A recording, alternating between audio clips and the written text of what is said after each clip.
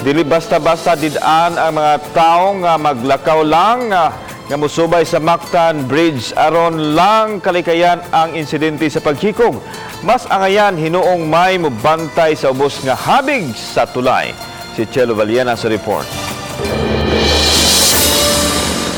Way nasunong balaod nga nalatid aron did-an si bisan kinsang tao nga maglakaw ug moagi sa Mactan Bridge. Gani gipasabot ni Attorney John Edo Ibanez, PIO sa Dakbayan sa Mandawi, nga may sidewalk man ang mga taytayan aron adto musubay ang mga tao. Nananggikan sa MIPSA nga anhira mo uli sa Mandawi, di na lang sila musakay og kanang motikab kay usa makasave sa plite ug usa usahe og traffic, maglakaw na lang sila. Hinuon sugyot ni Ibanez nga abagan sa mga tanod sa mga barangay ang pagbantay sa tulay aron kalikayan ang mga aksidente sa pag-ambak gikan sa Mactan Bridge.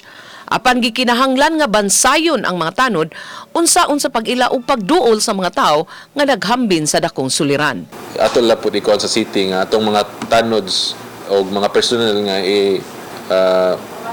assign diha nga area, well trained sa gyud sila to handle that situation. Uban ni Marlon Melgazo, Chelo Valiena, Balitang Bisdak.